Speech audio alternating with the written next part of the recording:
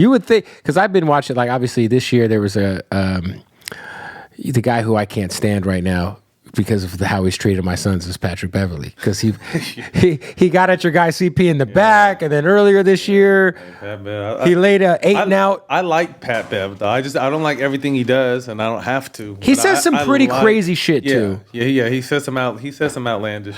No, it wasn't really to me. It was to CP, and I was just thinking, like, I just didn't like, I feel like media now it's less about kind of covering what we're watching and critiquing, and it's more just about being disrespectful.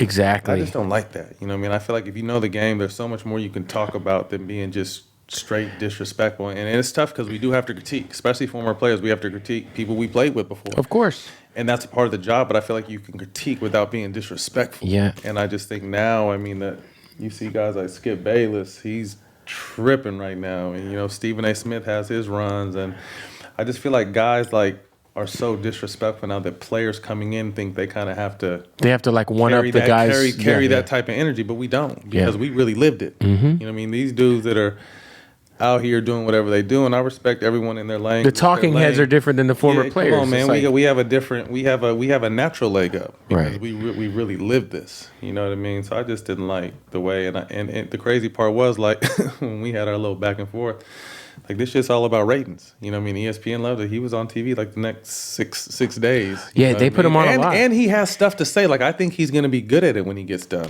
I just didn't like his, come on, man, we don't need that kind of stuff. The way he was talking about Chris, and then, like, I think it's obvious there's, like, a personal vendetta there. We can go back. And that's fine, and it can be. That's right. On the court, though, unless you guys are really going to fight.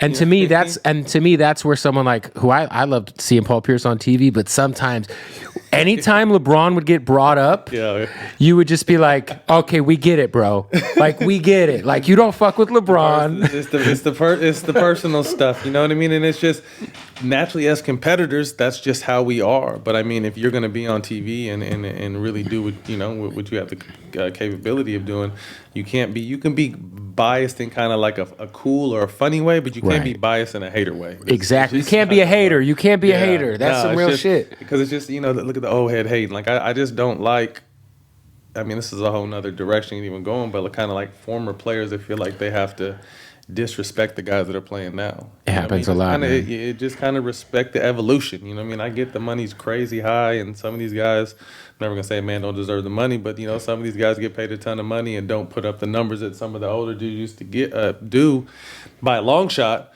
and they're getting paid. And again, I think it's one of those situations where we have to critique. That's our job, but I think you can, just leave the hate out. Like, there's just no room for to me, you always want to love and push and encourage the next generation to continue to be greater and continuing to raise the bar higher. And if you're going to critique somebody, critique them from a place of, like, if they see that, they might be able to take something from that and apply that to their game. Constructive criticism. It's all about, being constructive, because otherwise you're being a dick. Like, really help these young dudes out, on and off the court. I feel like they can do. Especially some of these legends that are on TV. And I'm not saying all they do is disrespect, but there's times where I'm saying, like, damn, bro, you used to be a player. How you gonna say some shit like that? You know what I mean? But it's like, I think that the only guy who, like, not everyone looks the other way on, because guys like KD, and there's been a lot of people, but I just feel like Charles Barkley is in a space in his own where Barkley can just Him and Shaq. Shaq might get some shit, but Charles doesn't give a fuck what you think. Charles don't give a fuck, and I think I love and it's respect just a part of the culture now. I don't always agree with Charles, but I love fuck, this is me. Well, I think also Chuck's been doing that job for like 20, 25 years now.